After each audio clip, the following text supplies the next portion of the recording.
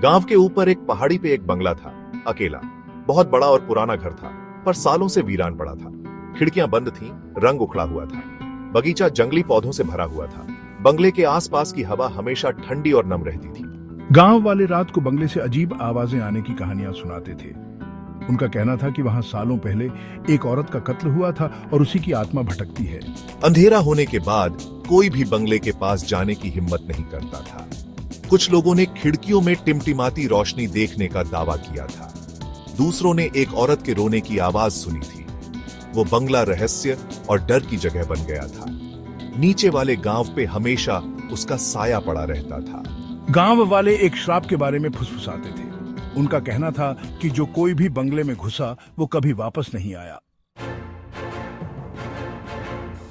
राहुल और उसके दोस्त दूसरे गांव वालों जैसे नहीं थे। वो जवान थे और निडर। उन्हें भूतों पे यकीन नहीं था। उन्हें लगता था कि ये कहानियां सिर्फ बेतुकी अंधविश्वास हैं। एक रात राहुल ने अपने दोस्तों को अपने साथ बंगले चलने की हिम्मत दी। वो साबित करना चाहता था कि डरने की कोई बात नहीं है। क्या होगा सबसे बुरा? पहले तो उसके दोस्त हिचकिचा रहे थे, पर राहुल ने आखिरकार उन्हें मना लिया। वे आधी रात को बंगले में मिलने के लिए राजी हो गए। जैसे ही वे बंगले के पास पहुंचे, उनके चारों ओर हवा चलने लगी।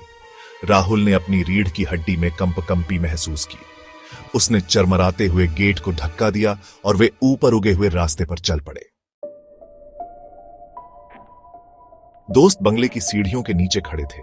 दरवाजा ऐसे खुला जैसे उन्हें अंदर बुला रहा हो। अंदर हवा भारी और स्थिर थी। गंदी खिड़कियों से चांद की रोशनी ही आ रही थी। वे अपनी ही सांसों की आवाज सुन सकते थे। चलो सब लोग पास रहो। राहुल आगे आगे चल रहा था। उसका दिल जोरों से धड़क रहा था। उन्होंने एक एक करके बंगले के सारे कमरे देखे। हर कमरा खाली और टूटा फूटा था। फिर भी एक अजीब सा एहसास हवा में महसूस हो रहा था। अचानक उन्हें एक आवाज सुनाई दी। ये एक धीमी सी फुसफुसाहट थी, जैसे कोई रो रहा हो। ये सुना तुमने? वे डर के मारे जम गए। गौर से सुनने लगे। आवाज ऊपर से आ रही थी। वे धीरे धीरे भव्य सीढ़ियों से ऊपर चढ़ गए। हवा और ठंडी हो गई। उनके पास से एक ठंडी हवा का झोंका आया और रोने की आवाज तेज हो गई।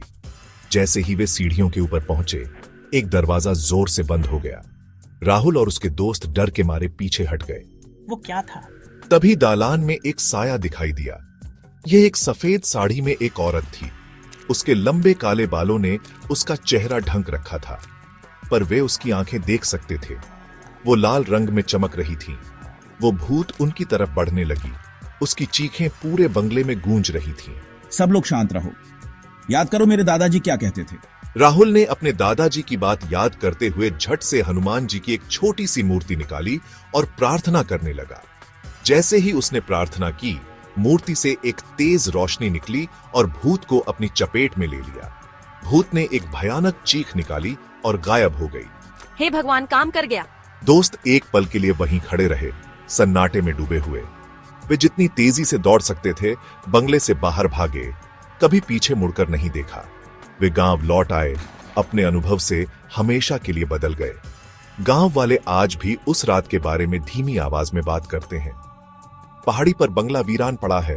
उस रात की एक भयानक याद दिलाता है, जब राहुल और उसके दोस्त असली डर से आमने सामने आए थे।